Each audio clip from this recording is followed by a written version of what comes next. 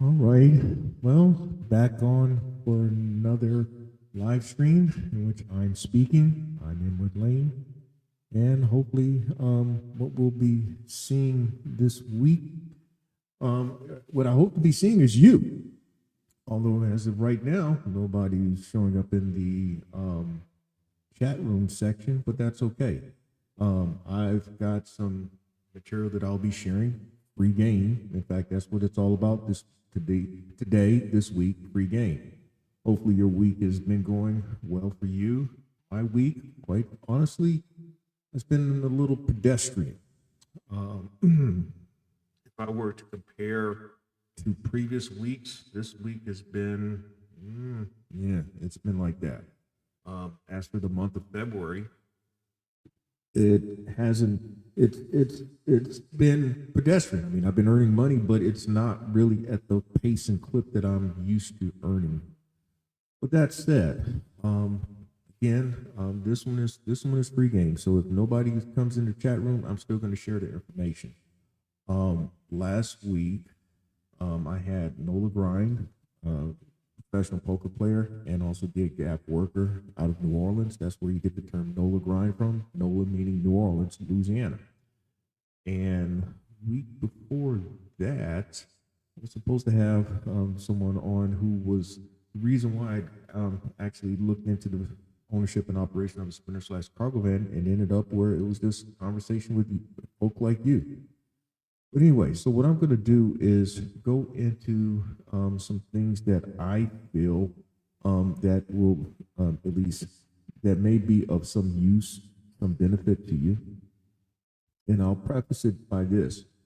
In the past week, I spoke to a nephew of mine. I've got two nephews, and he's the younger of the two nephews. He's 23 years old, and he told me that he was looking to get into the delivery and transport space. And so, what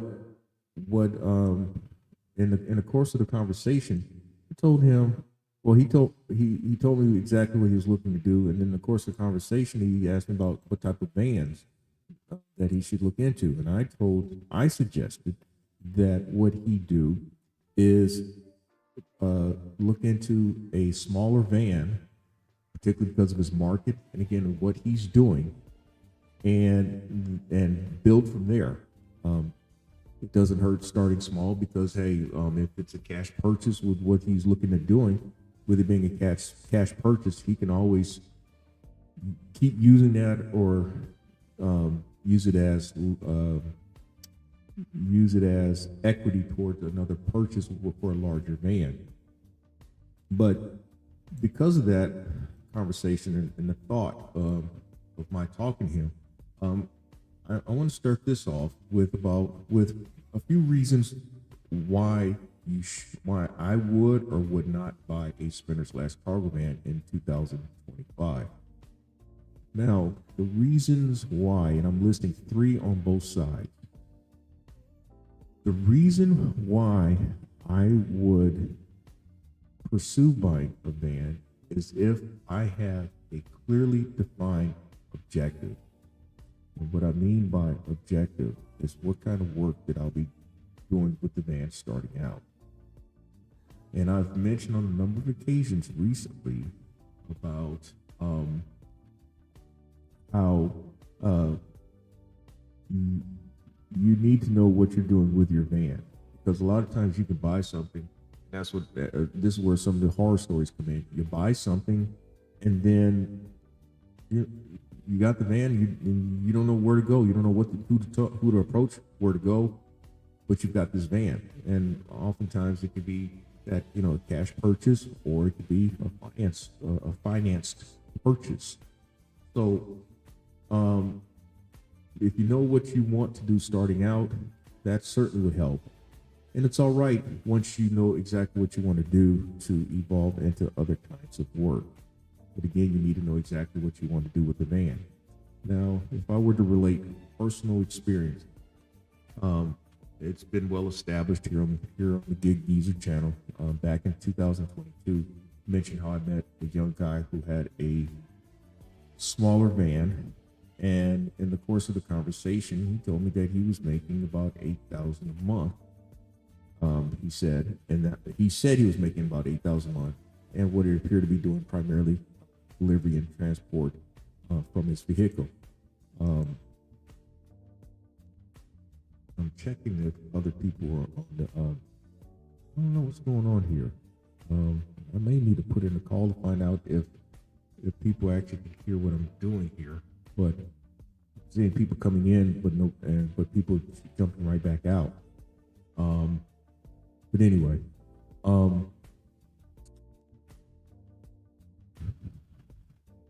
at the time I was making about 6,000 a month, and I was doing primarily gig food delivery work and some last mile stuff, all based out of gig app base, and working mostly out of my F-150, which I still have.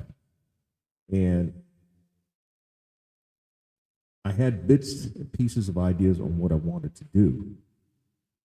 One of the ideas was, with a van, it would put me in a position to be able to have at least be in a position to be considered for larger catering opportunities from the gig apps that I've been active on.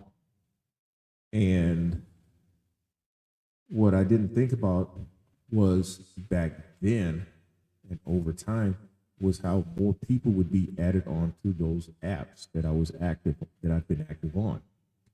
Ironically, one of those apps is now alerting people of being deactivated because of their inactivity, saying that, hey, if you don't accept the order within the next 30 days, guess what?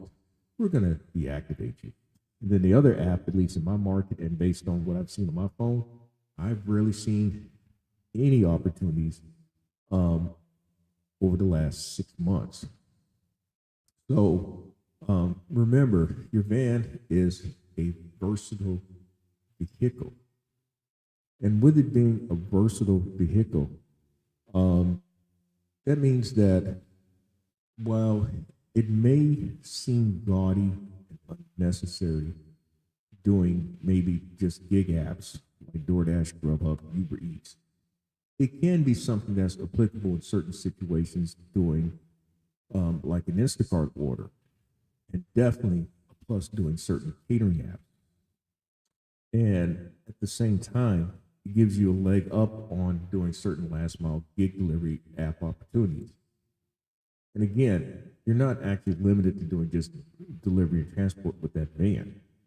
Now, when I said that you're not limited to doing just delivery and transport, I've also mentioned on multiple occasions about how a Sprinter / cargo van can be used for other types of work. And I've also said on many occasions how on many occasions your van could be used for other lines of work. Your van is the vehicle by which literally you conduct your business. So that means it could be a dog grooming business, a mobile barbershop. It could be mobile auto repair, mobile tire repair. It could be where you use the van to pull a trailer in which you may do landscaping or pressure washing or even a food trailer. Or the van itself could be used to conduct business out of. In that, I show an example of some people up in Charlotte who do gourmet ice. And I remember the day that I did it, man, there were at least 6 or 7 people standing in line for some of their product. Let's see, I'm going to check. I've been having issues with this live stream app, which is where I do these live streams from. I've seen where the screens have frozen. I am talking. Well, I'm going to put it like this: there may be issue with live stream the app more so than it is me this time around. Changes on the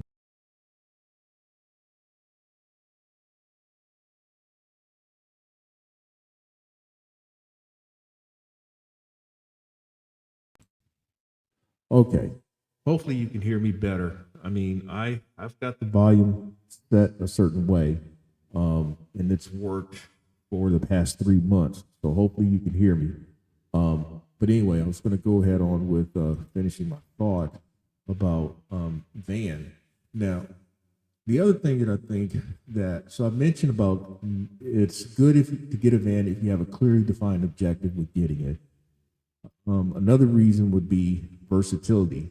And then another reason would be business confidence. And what I mean by that is there's a sense of legitimacy in what you're doing when you see you're showing up when you're seen showing up at certain locations in a sprinter/cargo van. And I say that based on my first day working out of the van, and that day would be December 17, 2022. I mentioned about how I had a couple of catering opportunities in Charlotte. What I may have recalled sharing and what I may not have shared, but I'll do it in this particular setting, is that I got a $50 tip from the people whom I delivered to. I believe, this is my theory, I think in part that they were impressed with how I handled things, in terms of handling their order, but also think that they were impressed with what they saw, what was backing up into their driveway, which is my van. So there's a certain, I think it gives you a certain added confidence when you've stepped up into another type of vehicle. I see people coming in, or at least I see people hanging out, checking it out, but nobody's coming into the chat room. But if you would join the damn conversation. I'm going to give 3 reasons why I think you shouldn't get a van. If you're looking to enter into the gig app space, specifically the last mile gig delivery space, and for that matter, brokered opportunity space, it's my belief that these are rather precarious times. And some are quick to say, well, we're in the month of January, or we're in the month of February. We've gone through January in the month of February, and these are traditionally slower months. But I will submit that we are in different times. Nobody knows what's going to happen these days. What we do know is that people being shown the door in their jobs in large numbers. Businesses are shutting down. So if you're going to have a van, you need to have a clear vision as to what you're going to be doing with that van or else. So that's one reason why you shouldn't get a van if you don't have that clear vision. Another reason is,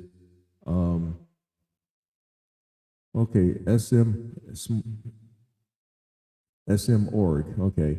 Trying to get into the cargo van business. Should I buy a new van or used? And if so, how many miles should it be under? I'm going to answer that question. In fact, I'm going to do this. I'm going to put on the earphones. And if you want to join the conversation, we can do it that way as well. I'm going to put in a link here. I've not always done this, but I'm going to put the link in. So if you want to join the conversation, I'll bring you on. But to answer your question, I would buy a used van, and at that, it looks like this thing is freezing up again. It could be my computer. It could be camera shy. Okay. Anyway, I would buy a used van, which is what I did. I bought a 2019 Ford Transit, 250 medium roof, long wheelbase. If you were to finance a van, they're going to want that van to be under a certain number of thousand miles. I want to say it's under 100,000 miles that vehicles would be financed, but that's also going to be based on your credit profile. But ideally, if you're financing a van, you want something under 75,000 miles. if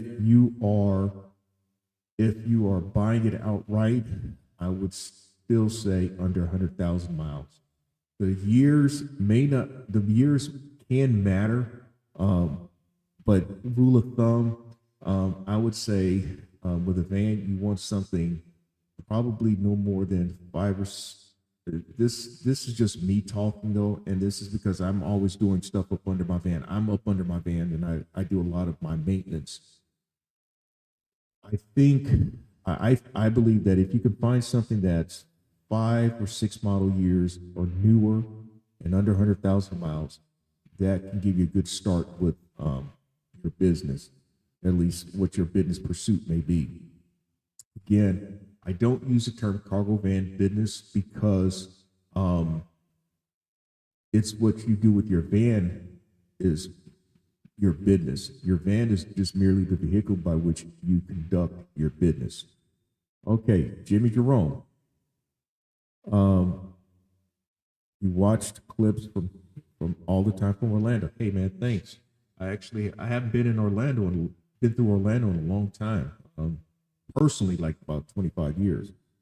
But let's see here. This thing freezing again. Again, I say that this is the app because I've been recording some other stuff using this app, and it's been freezing on me. So I guess I can apologize for it, but I pay each month, and it shouldn't be like this. Let me see here. Oh no, it's my computer this time. Okay.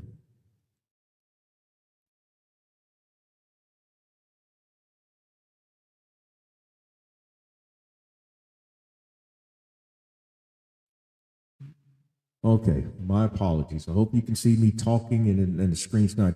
Oh, well, I guess it is freezing again on me though. But maybe it's something. Maybe it's something with my computer though.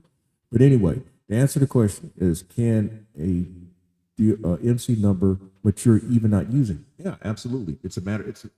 It's a element of time. It matures.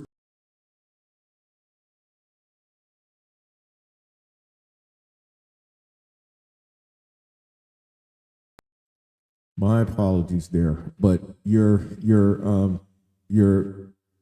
authority matures with time. It's just that simple. Even if you don't use it, a lot of people, some people, what some of their theory is that what they'll do is they'll drive for somebody. They'll have their authority, but they'll drive for somebody, drive for a carrier for somebody, and while doing that, your your authority actually matures.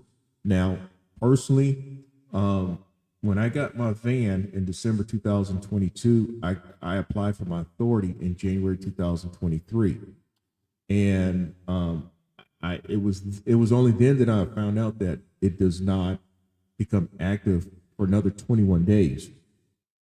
So when I applied on January 3rd, it was not until really January 25th before it was active. And then, of course, I found out after that, or at least during the month of January that year, that you have you got brokers, mainly brokers, who prefer dealing with people whose authority is active 90 days or better, or 90 days and older. And then there are some who say 180 days. I've seen them say 270 days, 9 months, and then I've seen some that said a year, and I even seen one that said 2 years. So personally, with mine being over 2 years, I think I'm beyond a lot of those barriers right now. Um, SMORG says you'd like to do OTR, over the road. Well, it's nothing wrong with doing over the road. There's a guy, I've seen a lot of his content. He's really going at it so far. He's really going at it in 2025. His channel was Daily Grind with the Grams. Daily Grind with the Grams. That's his channel. He's really been he's maintained let me get my words right. He's been busy this year. He's been doing runs every week, and the last I saw, he's up to somewhere around $15,000 earned gross so far this year. El Cool J, What do I mean when I said I have to step up my cash game? Exactly what I mean.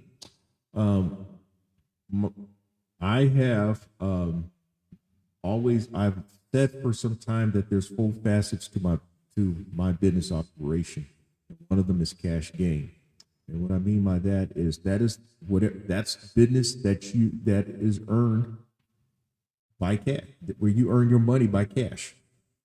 I'm not going to say exactly what it is, but I know of someone who has a cash who has a cash game operation as well. He's got 3 facets to his personal business, and one of them is cash game. And so that's where I call it from. I hope I'm answering your question. But again, it's business that is earned by cash. And so what I'm looking to do is to get out there and talk to people who may need my services. Um, and I and what I'd like to do is get it to a point where the percentage of money earned is not just a smattering here and there, but it's something that's more consistent.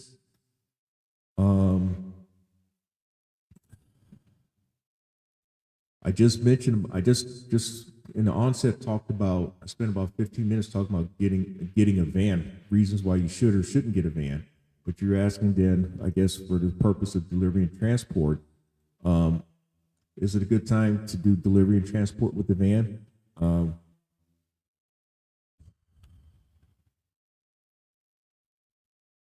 The guy that I just mentioned, Daily Grind with the Grams, he actually spent most of last year, I'm answering in a long form. He spent most of last year learning things to get himself to a point to where he was comfortable going out there on a daily basis. And while I may not agree with what he's negotiating for his rates, I understand his strategy and what he's done so far this year, in which he's looking at the his end goal. His end goal is earning 6 figures doing over the road. Um, so, is it a good time then? Well, he's making it a good time, and quite honestly, it may be a function of just what you make is what you do with what you got, what you make of it. Because I look back, 2023 was not really the best of times to get in, but some would say that I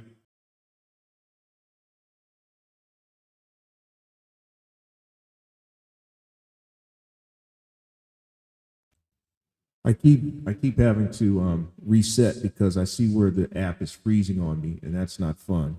Um, so my apologies again because the app keeps freezing on me. I'm wondering if it's my computer. I don't think it is, but I'm looking at things as I go, trying to lighten the load for my with my computer. But anyway, Um, again, in 2023, folk called me dumb and stupid for what I was doing, and then by the end of the year, I had grossed over 110,000. So who was dumb and stupid? Obviously, I made the best of what I was doing. So hopefully, I'm answering your question with that. Again, it's going to be up to you, man. Get as much get as much information as you can. Ask as many questions as you can, but also um, it's going to be on you in terms of what you execute. Because if you don't execute, then guess what? You it's not gonna bode well for you. Um, I actually spent some time looking at some um, some posts on a Facebook group. I'm going to bring up some of their material in that Facebook group and answer questions from what I'd seen. Um, let's see if I can get this right here. Share screen. And, okay.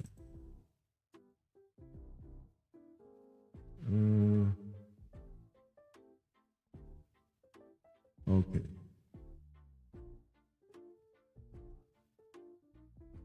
All right. I may need to just throw it out. I'm gonna do it this way. All right. What I'm gonna do is this. Um,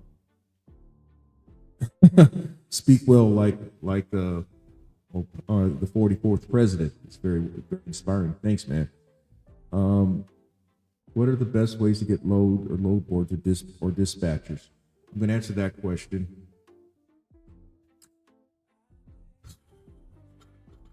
All right, now I'm not going to be able to answer the question about dispatchers effectively because I actually tried to start out with a dispatcher this time 2 years ago. In fact, I met the dispatchers through a Facebook group, and let's just say that it crashed and burned almost as soon as it started. That dispatcher really, she was actually spending time. She was actually working gig apps herself, doing like Walmart Spark and DoorDash and Uber Eats and all. And then she was also trying to do dispatching. But she also was rather reluctant about doing working with Sprinter vans because of how hard it is to find load opportunities for Sprinter vans. She wanted to deal with folk with the box trucks and the larger vehicles. So I would suggest just check. I would go to the Facebook groups if you're looking for a dispatcher, or if you happen to run into somebody and ask them a question about dispatchers. People tend to be rather, they hold stuff like that close to the vest, and for good reason, I think. Load boards.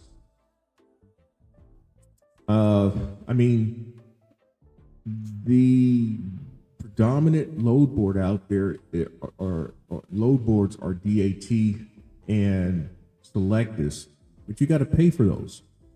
And some people aren't willing to pay for those subscriptions. There are some brokers that have their own load boards, but you only find out about those over time. But the best way, some people say knock on doors, dealing with folk direct, and there is truth to that.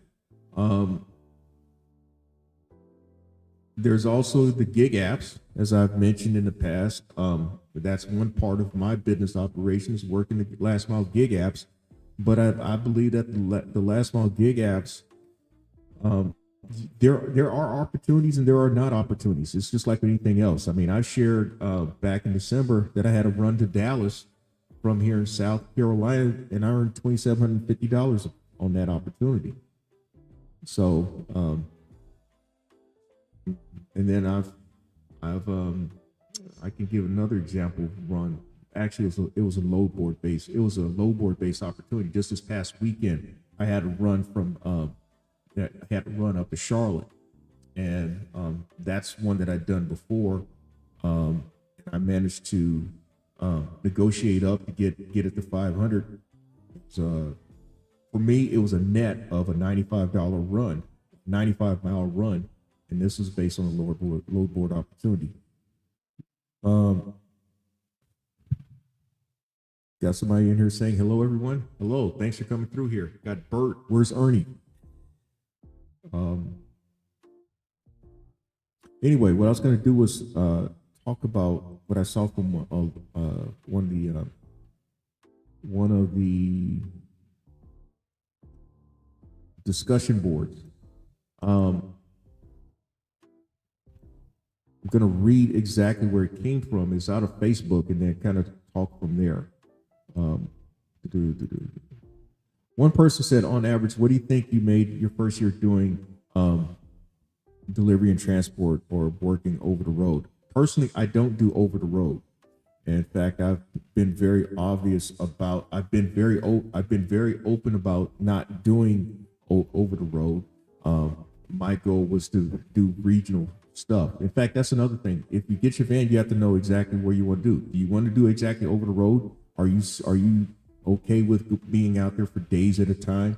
Some people are out weeks at a time. Depends on their personal situation, but most people are going to be out days at a time. Are you okay with that? You may not have an actual load every single day. Are you okay sitting up for a day or so waiting for your next opportunity? It takes money to go out there. And do you have money set aside for the coincidentals? I mean, I give you example of that. Back in 2023, I did a run from South Carolina down to the Jacksonville area, and no sooner than I got inside of the Florida border, I happened to drive over a road hazard. It was actually a block of cement, and it took out my left front tire. And fortunately, I was able to get over into the far left, over into the emergency lane on the left side of the freeway, and change my tire. But then I had to buy a rim and a tire eventually, and that costs a couple $100s to do that. Now, let's say that you're in parts unknown Iowa. Do you have money set aside, or do you have, if not that, are you able to leverage that with a credit card to take care of those coincidentals? There's gas. It costs to drive. I mentioned about that run to Dallas that I did in December. I knew that was going to be 2 going on 3 tanks of gas. So I knew right from the top, that was going to cost me about $225 going there, and then coming back another couple of tanks of gas. So it was about $400 in gas that I spent. I spent overnight in the hotel in Shreveport, Louisiana. That was another $75. So I came out of pocket about $500. So those are things that you have to take into consideration. But anyway, the question was from that message board or from Facebook, that group posting about, on average, what do you think you made your first year doing this? One person said it was first year is not an average, but he said he cleared $68,000 his first year, and from that point, 6 figures every year after that. Another person said first year was pathetic, maybe 50,000 gross. So again, that may depend on the person. Now, one thing that I often say, that you can't make the money unless you ask for the money. So sometimes you learn as you go when it comes to dealing with negotiating for opportunities. That's just a fact.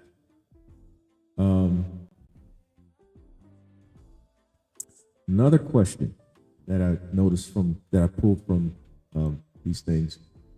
Person said he bid for 2 load opportunities and was rejected. They were not wanting more than $1 a mile. These brokers are killing the game. The brokers are only going to, if the market was $2.50 a mile, guess what? Then you'd be complaining about the broker saying they were not doing no more than $2.50 a mile. But there's this thing that, at least what I've seen in the time that I've been out there, everybody talks about $1 a mile, $1 a mile, $1 a mile, $1 a mile, $1 a mile. Fuck $1 a mile. I mean, think about it. If you had a run in which you 200-mile run, you accept one for $200, and you want to empty tank it before you can go, you got to put money in your tank. So that's $75 for the van. You have basically just paid the broker to move their fucking load because you accepted something at $1 a mile and you had to put out $75. That's simple math. You clear $125. Let's see here. Let me get this question here. Just got your Transit 350 today in the driveway, waiting on the authority to go active. Okay. Cool. Is that a dually? Hey, right here, Warrior Rick. How you doing? Right here, Warrior Rick is out of California there. Is it a dually or just extended body and does it have a high roof? Because you've got the maximum cargo capacity with that 350, and that's that's good if you're doing over the road. Let's see here, Jimmy Jerome. He's planning on getting into business, made some progress doing that, and working with a carrier, but said to me, "Can't work with me if I have an MC, so I can't get my MC without them knowing." Okay, while it matures. All right, I asked that question when this time 2 years ago, and I had my authority. But what it is that you can have your authority, but I really don't tell them that you got your authority. If you want to drive with a carrier, you have to drive under their authority. thing is that you may drive under their insurance, or they may require you to show proof of insurance, and they may require, depending on what their requirement is, it could be that you have to maintain at least 300,000 liability and 50,000 cargo. But as I shared in my most recent Gig Geezer video about commercial insurance, a lot of places want you to have $1 million liability and 100,000 cargo. But yeah, I would not tell them that you have an authority. Do not tell them, because they what they're thinking is that you're gonna try to double up, in that you're gonna stack opportunity. You're gonna do something on your own, and you may do something for them, and a lot of people don't like that. You said it's extended high roof. Yeah, you've got really what it takes with over the road, because that gives you the capacity of carrying 3 standard pallets, and I would say rather comfortably payloads of 3,000 pounds. The only reason why I'm kind of I would say careful about when it comes to payloads is because, hey, look, when you carry more, if you carry like 4,000 pounds, that means your engine or transmission is going to work harder. Okay, and that's also going to cut in on your gas mileage. Most of the runs that I do, many of the runs that I do are less than 1,000 pounds, and that's like 2 or 3. That's like 4 adults that I'm transporting in my van. It does, and I notice with my van, particularly when the payloads are less than 1,000 pounds, I do get gas mileage in a range of 18 to 21 miles to a gallon. And of course, that if you're not getting good gas mileage, that means more money that you're having to put out. So just something to think about. Going back to this one where it talks about the dollar mile, blah blah blah. Again, I say that you can't get the money unless you ask for it. And if enough people start asking for more money, and while their brokers are going to be trying to hold out for that thirsty person who'll take it for free, taking it for free. If you have a majority, if you got 60% of the people asking for more money, that means that there's a likely chance that they're gonna have to come off some money in order to get that load pushed. Again, using a dollar mile analogy, if you have to fill your tank and you took it for $200, you basically just paid them. That's not the way to do it. That's just not the way to do it. I'll just leave it at that. And I said, yeah, they asked me if I had $1 million, 100,000. So nothing on my so that I have an MC. Oh, no. On your certificate of insurance, no. The only thing that you can have on your certificate of insurance is, and I can tell you this because of me being an insurance agent as well, top section is going to be the agency, your business. On the top right is going to be the insurance company and its NAIC number. And then if you look at this, if you look at my Gig Geezer segment, bear with me. I'm going to put that link out there because I actually show an excerpt of my certificate of insurance. Then you're going to have the only numbers that you're going to see is your policy number and your coverage limits, and that's it. There's no MC number on there. Let's see here. Would I go gas or diesel? That's your choice. Of course, if you get a Mercedes van, I know that there are those who have diesels with the Mercedes Sprinter vans. Who would I recommend for factoring? The only people that I've ever dealt with so far is OTR Solutions. They're based out of Atlanta. Personally, I've had no issues with them when it comes to factoring. I've always gotten my money. Sometimes they may ask some questions as a follow-up. By and large, when it comes to my getting paid, you get paid the next business day. If it's submitted by like 12 noon Eastern time, then you're going to see your money in your account the next business day, at least the way I got mine set up. It can be that if it is approved that day, you can be paid that day, but you have to pay more money. So let's see here.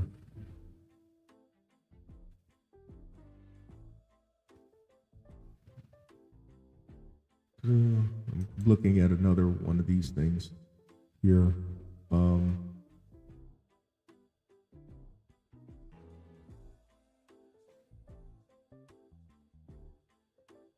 Hopefully I've answered y'all questions so far. We're about 40 minutes into this, so this is going a little faster than what I thought. I can tell y'all this now. When you do something like this, when you're kind of winging it, what ends up happening is that you hope that you have enough material to cover you for the entire time. In fact, it's like that when you have actual guests. What makes a conversation not go fast is when you don't prepare yourself as you should. And again, I guess this is also from my formal media background, having been a newspaper reporter. Anybody wants to join the conversation, at least where I put you on with the video chat. I'm gonna put the link out there. You're welcome to join. Bear with me here.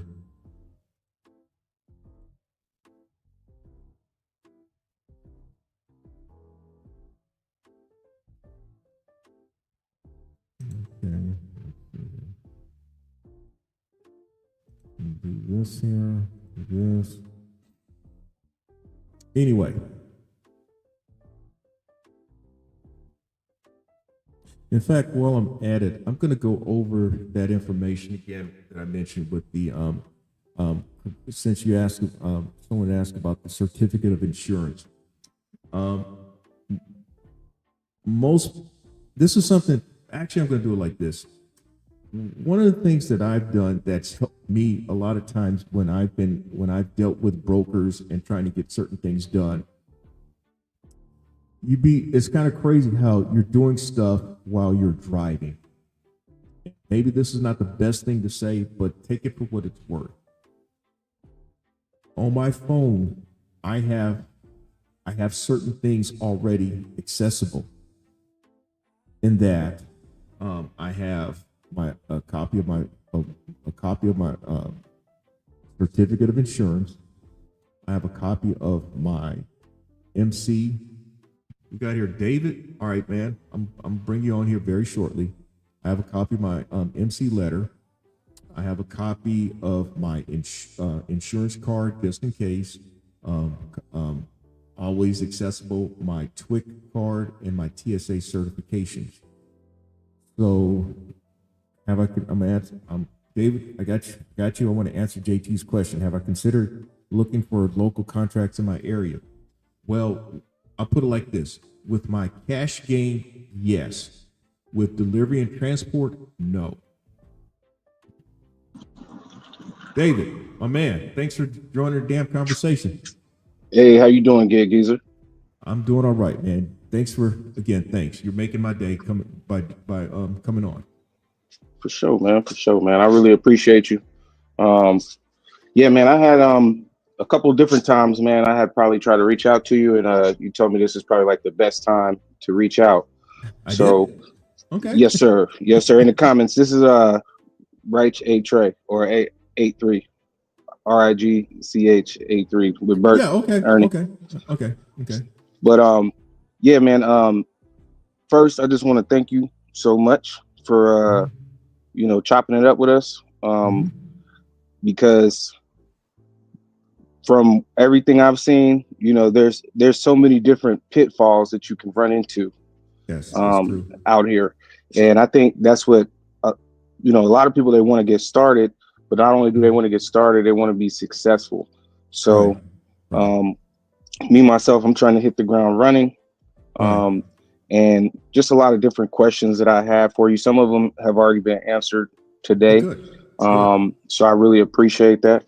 Hmm. But you know, I just wanted to reach out to you and first say thank you, and then secondly, I had some questions about, you know, how, like, are there any companies that you know of that will work with the new authority? At this time, I'm planning on leasing on with another company, and they said, you know, I can still keep my authority, but I've also ran into some that said, hey, we want you to deactivate your authority.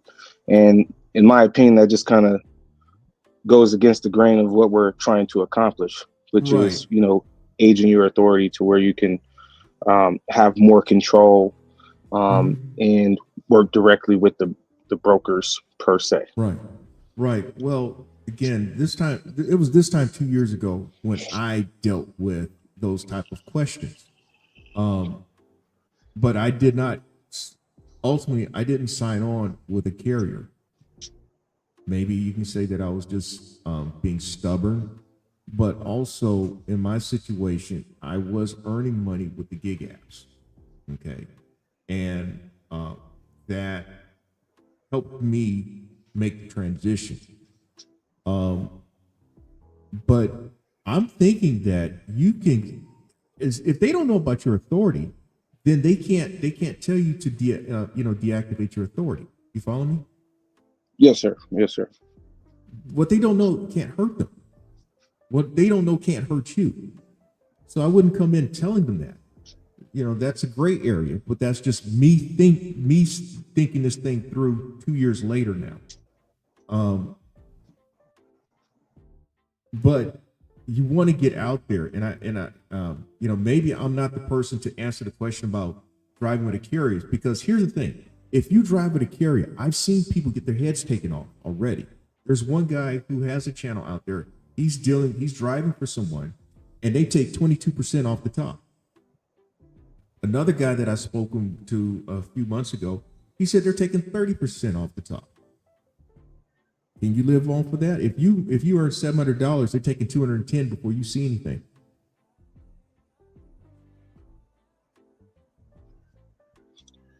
Yeah. So the particular, you know, I won't say their name or anything like that. Okay. Um, but you know, they requested, you know, a lot of the different documents that they would want from you, like driver's license, Right. passport, things like Mhm. that. And Right. I haven't seen their contract as of yet. So I don't know if Right. they'll be taking anything off the top. But from what I was told, you know, I'd be working directly with their dispatchers. Yeah. And Yeah. Hmm. and you know, obviously that'd be something that I'll have to see. I've also kind of looked at trying to acquire like some contracts locally. Yeah, Um, and I would pursue that now. Yeah, I would pursue that definitely. got you. Me myself, I'm, you know, I'll be very straightforward. I'm gonna have a lot of overhead because I bought a new van. You know, Hmm. Hmm. insurance is already kind of high, so my Yes. overhead just at Mhm. the minimum is about $2,000. Right. So you know, I'm trying to get out there and, you know, make, Yeah. Yeah. or at You least got to. average, you know, 2,000 a week. You know, because Yeah. otherwise it's just gonna be a failure to begin Now with. I'm going to share this with you. When I okay, so when I started doing things in January 2023, in fact, this leads into something I was going to share um, in the onset. I did a video on your break point. And your break point is the intersection of your costs and the money that's coming in. When I started, I took into account my van note. I took into account the insurance. I took into account some gas, you know. But main thing was also you got build you also got a household, so you got those Yes, things you got sir. to cover too. Okay, so I would suggest you take all that into consideration. Okay, take all that into consideration, and that's going to tell you what you need to earn. For me, I realized that I was going to have to get up to around 8,000 to 9,000 a month. So that So I set my goal right there coming out the gate. Okay. But how long was it going to take me to get there? I thought that it would take me about 6-7 months. And that's exactly how long it took me to get there. Okay. It may be different for you. It may be different for you, but you definitely look at the entire picture, not just the van and the commercial insurance. Okay. Correct. No, I agree with you 100%. That's one of the conversations that me and my lady had is, how long do you think it's really going to take you to get this up off the ground? And Right. for me, I think, I feel like I'm a natural go-getter. If I want it, if I set my mind to it, I'm going to do it. However, I do realize there's certain hurdles that you have to overcome, such as, aging your authority before you can really, not to say that you can't do it with the newer authority. It's just going to be a lot more, you're going to get a lot of pounding on doors. Exactly. A lot more no's. And that's what kind of happened to me in the beginning. But like I've also shown in past Gig Geezer segments, I've shown where you actually go to these broker websites where you try to get on with them. There's going to be a clearinghouse. Jimmy Jerome. All right, man. I got you. There's a clearinghouse like RMIS or Go Highway. And it's going to tell you pass, or fail, pass, fail. And one of the things it's going to ask, how long has your authority been active? Most of them look for 90 days, as I've said. Some look for 6 months. I've seen a couple at 9 months. I've seen one or two at a year, and I've seen one that said 2 years. So yeah. But again, make sure if you're looking for the local people, have your commercial your certificate of insurance, have access to your certificate of insurance. They're going to ask you for that. That's going to be the big thing they ask. They're not going to ask you for your authority or anything like that. Am I answering your question? Yes, sir. Okay. Well, I just have one other question for you, and I didn't know if you knew this or not. So, one of the questions actually came up in the chat just recently about what to put for your vehicle if it's less than 10,000 pounds. But I'll let you go ahead and answer that. But I did have a question about what's with the vehicle under 10,000 pounds. Go ahead with that. Yeah, how do you list it inside of the FMS or FMCSA? But one of the questions that I did have for you is, do you know anything about your safety rating? Is there a way to raise your safety rating within the FMCSA, or does it even matter? No, not with the Sprinter van. So long as your vehicle used is 10,000 pounds or less, you're not subject to that. I had a video that I did last year about am I subject to a safety audit by the FMCSA, and I actually talked to a safety auditor. The person is actually with the South Carolina Department of Motor Vehicles, the South Carolina Department of Transportation. But he explained to me that if you're 10,000 pounds or less, you're not subject to that. It's when you're 10,001 pounds or more that you have to worry about safety rating or safety audits and things like that.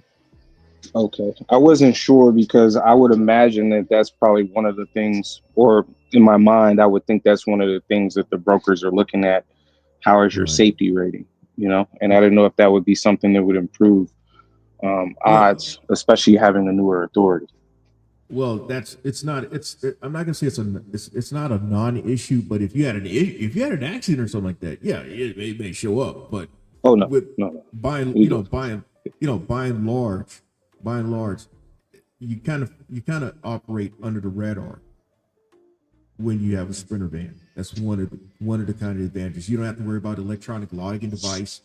99 out of 100 times, you're not going to encounter a broker that asks you about electronic logging device. Although I did encounter one yesterday who did, and I hung up on him because he's like, yeah, man, legally you're right, but our company requires that. Maybe you don't need to deal with that company then, because you got too many other companies that don't ask for stuff like that. Okay. Gotcha. Well, I appreciate it, man. Thank you so much for taking the time to speak with me, and thank you for everything that you do. All right, man. Thanks for coming on. All right, my man, Jimmy Jerome. I didn't forget about you. The gig Giza, how you doing, brother? I'm doing all right. Let me do this. When filing for FMCA, do I challenge commercial if my do I choose non-commercial vehicle if my van is under 10,000 pounds? Actually, you don't have. From what I recall, with the MCS 150 form, FMS 150 form that I just filled out, you actually there's for like straight trucks and all this stuff. Put zeros there. You put zeros there, you don't have to worry about it. They're not gonna. You may get a letter at some point, but you can show proof of having just a Sprinter van. You should be okay.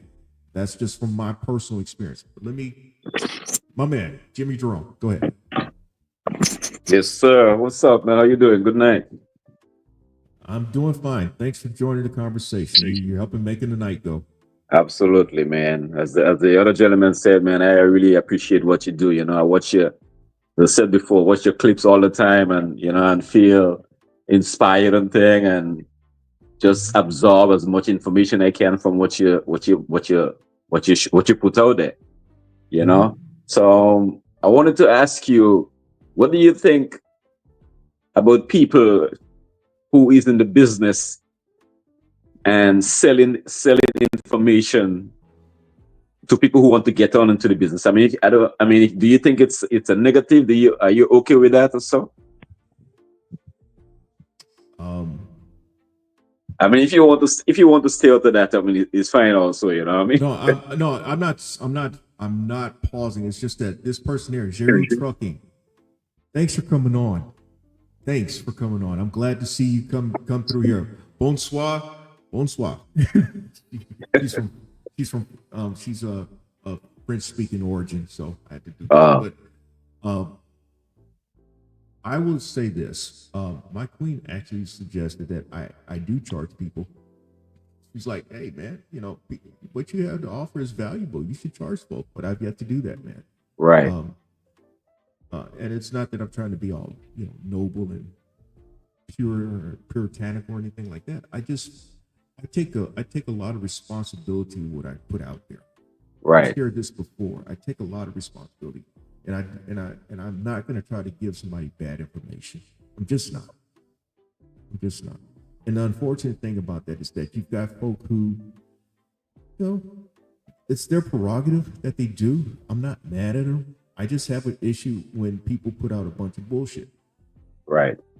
That's when I have a problem. And I also have a problem with people who have not qualified themselves and going to turn around and want to try to capitalize off of somebody who really and truly is trying to get some pinhole of knowledge that will help them get further along in what they're doing. And I hope you don't take this the wrong way. If I were to charge somebody in 2025, it would be because I've got over 2 years now doing this. Right. I've got a body of work where I think that would qualify me to do that. Right. So, oftentimes it's all about really, I guess you have to kind of consider the source. Okay. Consider the source.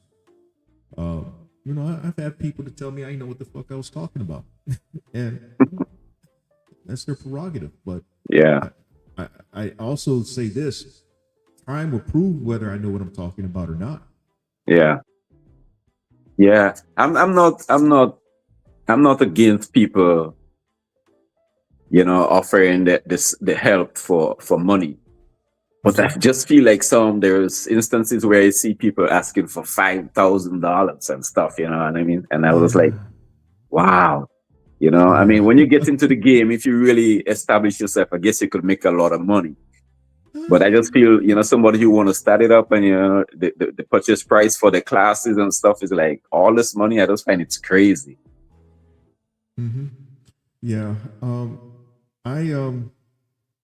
Man, 5,000. I guess, I've heard where some folks put up a crazy number and say, well, if they're crazy enough to pay for it, then I guess I need to share something with them.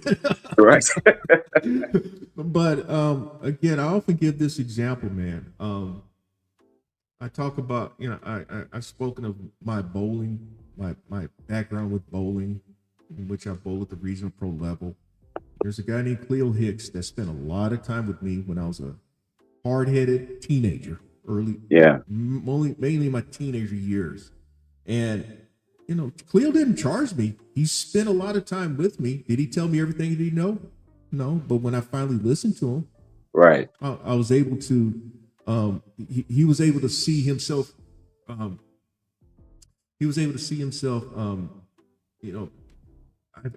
whatever reason, I'm forgetting the word that I've often used many a times though, but you can see where the student had learned from the teacher. That's what I'm Right. getting at. Right. Okay. So I'll just leave it at that. Right. Yeah. Another thing too, Mhm. you when talking about insurance and stuff, you said you've been in the business, you're a registered agent and stuff, so you have the ability to write your policy and stuff. And I guess writing your policy means that you're able to get a reasonable rate, But No, Oh. actually, no. oh, okay. No, because all it is that I'm just able to use an agent portal to write a policy or to access information.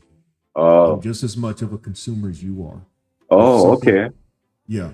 If something happens, I gotta call Progressive support if I have a claim, or if I have in one case, needed my van towed, I have to call roadside assistance just like you do. I don't go to the front of the line just like you, man. Okay. Yeah, because my question to follow that was, what are some of the tricks, or what some of the things that you could say to an agent in order to get a reasonable quote for insurance? Because I tell you, man, in Florida here, in Orlando, man, it's ridiculously high. Yeah, well, South Carolina is just as high, man. I once lived in Florida decades ago. I lived in Plantation, Florida, which is next to Fort Lauderdale. Oh yeah, Plantation. Yeah, I know that. So I know Florida was outrageous then, and I know it's out the roof now. So trust me, it is. Wow. Yeah, well, I guess this is something that you're getting into the business. You have to be prepared to deal with, insurance and costs. Right. And that with my background in insurance, that may have been one advantage that I have coming in. Right. Knowing what I needed to do coming in. That's the only advantage that I had. Did Progressive have me sign a contract? Well, yeah, of course. I mean, Progressive deals with independent agents, and so I've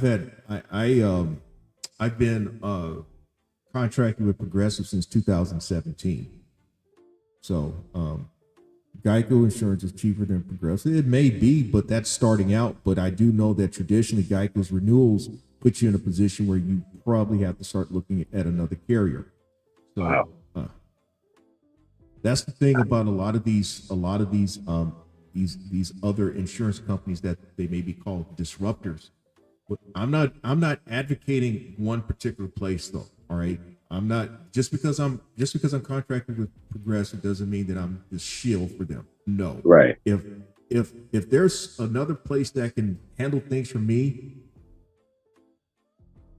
then I would go to them. But I've not seen a place. That's why most people end up going to Progressive. Okay. Yeah. But many of these other disruptor places, what ends up happening, you hear of these really, really nice rates that first year. I'll even give you the second year. Okay. But at some point, the renewals get to a point where it takes you out the roof and you end up having to go to one of your more mainstream carriers. Right. I've seen this happen many a times. Okay. So take it for what it's worth. Now, I've heard people tell me that, Geezer, man, you're getting fucking ripped off. You don't know what the fuck you're talking about. God damn it. I got insurance much cheaper than you. Yeah. As I have said many a times, insurance, this is the way it is. Okay. in insurance, there is no national body that regulates insurance. All the states kind of work together and police themselves. And what ends up happening is that, oh, well, I hope I didn't lose my train of thought though. Okay. What happens is that you've got many factors that contribute to your rates. That's what I'm getting at. Many, many factors. Okay. Each state has certain things that must be in a policy. So you have to account for that. And then when you apply for your rates and all, it's through each state. It's not through Washington, D.C. Okay. And, you've got your other things like Florida being a state where you got a lot of bad drivers. It's simple as that. South Carolina is a state with bad drivers. So therefore, these companies know that they're going to lose so much money each year, and so they price things accordingly. Right. I wish that I could tell you something different, man. But these are just facts. That's the nature of the beast, right? Now, here, my man Dave, who just was on here, he says he has USAA for personal. They're real good, and then they got a commercial policy. Progressive asked him to sign or lose some benefits. He was curious. You may want to come back on and give me a little more clarification on that. Okay. They got a commercial policy. Is it through them or is it through Progressive? And then Progressive asked me to sign or lose some benefits, so he's curious. I can't answer that based on what I'm seeing right now. But have I answered your questions, Jimmy? Yes, of course you did. All right. I hope I'm not wandering around. I know I'm an old guy these days now, but I hope I'm answering. Look at me too. Look at me, man. I'm there too with you, brother. Well, but I've already shared in my videos that I'm already now I'm actually Social Security eligible. So, oh, really? Yeah, oh man, damn! You don't look so, man. You don't look that part. Well, thanks. I can tell people that, man. But so I want to make sure that I'm still there. I'm trying to. Sometimes I'll take down notes if need be, but usually I keep up with things. What I think of Allstate insurance for commercial, you have it for your car with a rideshare endorsement. Well, that's good, Rick. That's all you need, man. You've got what it takes. Actually, with my personal auto, like with the F-150, I've got that set up with the rideshare endorsement. I've shared this many a times. I don't have my Taurus on there because I don't use the Taurus enough to have a rideshare endorsement. But for Allstate for commercial, I actually was an agent for Allstate 10 years ago, man. And what I remember with them, they were not competitive. But that's in South Carolina. It may be different in California. So you may want to see what your agent can do. But I think that I don't recall Allstate really having a as competitive of a commercial policy program, not for auto. Maybe for like a business owner policy, but that's for like if you have a business, an actual brick and mortar place where you conduct your business. Like I also have an office, and with my office, I got it. Actually, the office I've had this office space or rented in this building for going on 8 years now. And that was starting out as an insurance agent. And what they required me is to have what's called a business owner policy, or in which it insures the property. And so Allstate may be competitive with that type of insurance, but not maybe for auto or commercial auto. Okay. Anyway, that's a long answer to a short question. Yeah. Well, I have a couple more questions again. Bob, that's business owner policy. Again, business owner policy is what insures business space. That's what that is. In fact, for example, if someone were to come into my office and they trip on the rug and claim that they twisted their ankle and they need to go to the hospital, well, my business owner policy may cover for something like that. Let's say that there was okay. So you know what I'm talking about. Okay, my bad, Britt, my bad. But thanks for at least bringing that to my attention. But go ahead. Yeah, I wanted to add. Can you ride out of a dealership with a Sprinter cargo van and have the basic insurance until you figure out exactly what you want to do to get the right policy? Is this possible? Yeah. Or you can? You can. You don't have to have a commercial policy. At least in theory, you don't have to. Now, personally, when I took my van off the lot, I had the commercial policy in place. Okay. But there are people who do use. I'll just say it like this. Yeah, some people do have their van on their personal policy until they decide until they get things set up the way they want to from a commercial standpoint. Right. That is to get it off. That gets you off the lot. Now, hopefully, nothing happens. Nothing happens. You're not using it yet for business purposes. You're just driving it home. Right. And hopefully, nothing happens. Okay. And what is the difference or the purpose of having the TWIC and the TSA certificate?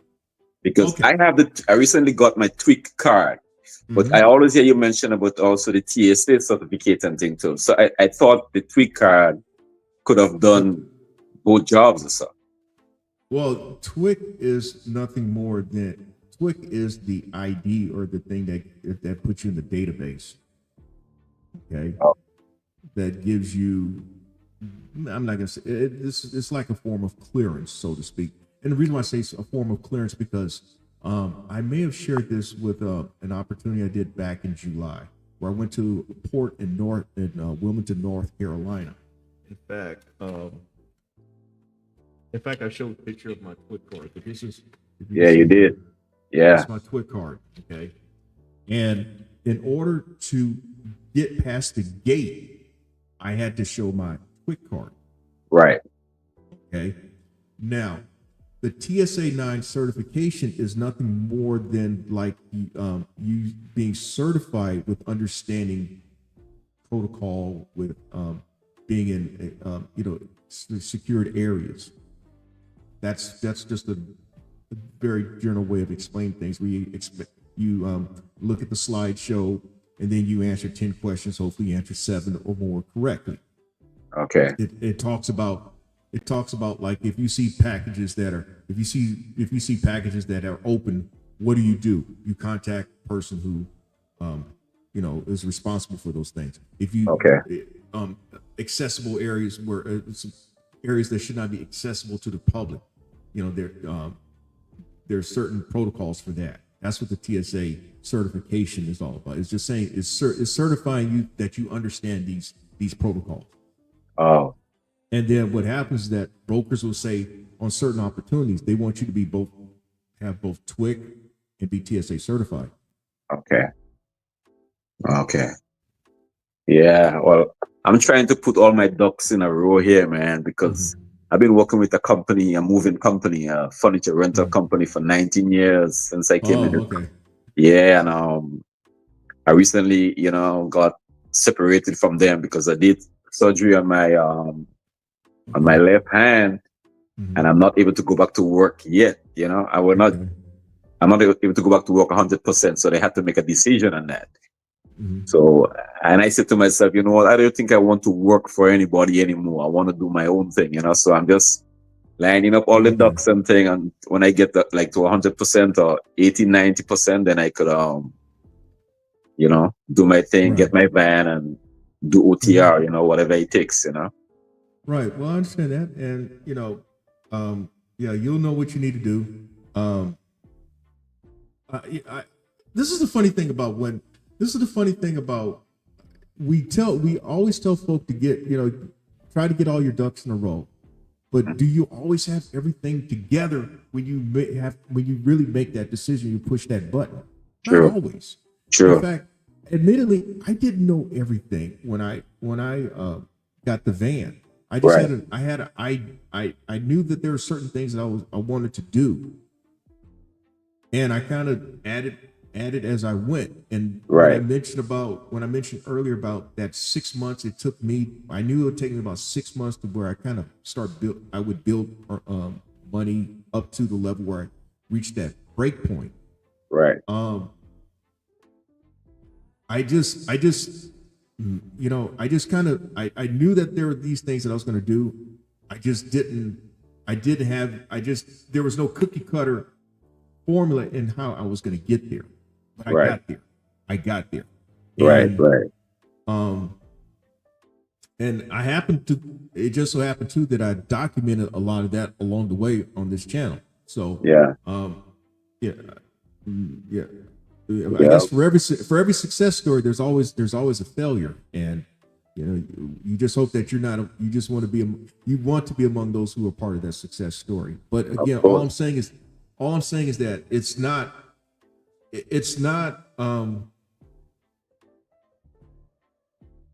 it's just, you'll know when you need to start. I guess that's the bottom line. You'll know when you need to start. You'll know when you need to say. You'll know when you need to go.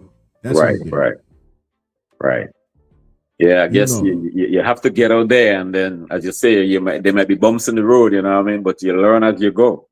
Yeah, and I've shared that too. I mean, for Yeah. me, one of the things that I learned was negotiating. You know, Yeah. I was glad to just get the load, and I was going, hovering around $1 a mile, but I realized that this wasn't no fucking money, man. And then later in the year, I'm like, you know what? I'm going to ask for more money. And he Right. said, okay. And then the next person, I'm like, I'm going to ask for more money here. Right. Right. And I got that too. But I also learned too that I also was looking at the numbers, and I'm like, you know what? I can't just go off of these numbers. If I want to get to where I want to do, I got to ask for that money. It's just like when I worked at the car lot. You can't get the business unless you ask for it. You're absolutely right. You know, and I'm gonna end with this, y'all. I'm gonna acknowledge. Let me get this here. Recently, did a delivery when he picked up. Rick said did a delivery where he picked up from a customer's broker and delivered to another customer's broker. Talked about security. All right, man. Interesting there. This is one of the best examples of somebody getting somebody's business. I happened to look from a distance. There's a guy who was sitting across. Imagine me and you sitting across from each other at a desk, right? He went over the numbers. Went over the numbers, and then he just held out that pen. It was a showdown. He Yeah. put that pen out. The guy kept me start. The guy still did. And guess who won? The one on the other side. The guy who was doing all this shit. You see, he grabbed the pen. Yeah. He grabbed the pen and signed. But it was a matter of him saying, okay, these are my numbers. Can we do business? Right. Yep. Man. That was the best negotiation I ever seen. Now, I've had a couple of those like that as well, but that was the best one that I saw. In fact, I made a description of that in a book that I wrote years ago. But wow. Hats off to you, man. You had your hands you have your hands on a lot of stuff, man. You've done a lot in your life, man. You think so? Yeah. I just say you mentioned car lot again, like you worked at the car dealership or something. That's crazy. Yeah, I did work at a car dealership. Yeah, and that's what I'm getting at. I mean, that's one of the things you see on a lot. You can't get the money unless you ask for it. Yeah. So Yeah. if you're giving up, if you're already giving away all your profit and bending over and grabbing your ankles, that's what you get, man. Yes. Agreed. Yeah. Yeah. So that just gave you a little bit of a hint on when you go to the car lot the next time, though, man. But that's a fact. Yep. Man, you've been great, man. I'm gonna continue watching your content, man. I promise you. You know what I mean, and just learn as much as I can from what you put out there. And I guess when I get into the business, I'm gonna holler at you. You know what I mean? If I come to South Carolina or something, say, hey, man, I'm passing through. Well, thanks, man. Wait, you may do like my man, Mr. Oh man, there's a guy last year that I met. We were in Atlanta. We were in Uh-huh. Atlanta, and he comes up to me, goes, "Hey man, can you come out here with me?" And he had me to come outside, and he broke out with his phone, called his wife, and said, "Guess who I got here?" Wow, this is good. And I posted this where I took a picture with him. In fact, I'm actually gonna bear with me here. I can look for his.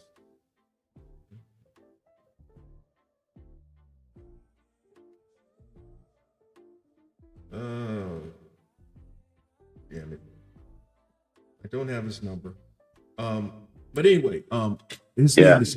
name escapes my memory right now though. But I took a picture with him. I actually talked to his wife saying, "Hey, thanks for checking out the channel and all, blah blah blah blah blah." And it Right. was like 15-second message though, and I posted it. But anyway, so Yeah. maybe it'll happen like that, man. Yep. All right, brother. Have a good night, man, and you stay safe on the road, man. All right, man. Thanks for chatting. Absolutely. All right, y'all. Y'all have made this a nice evening. Y'all made this a really nice evening. I appreciate I appreciate Dave. I appreciate Jimmy, Jeru Trucking, Rideshare, Road Warrior Rick, JT. Who else came through here? Kyle. Who else? SMORG came through here. Who else?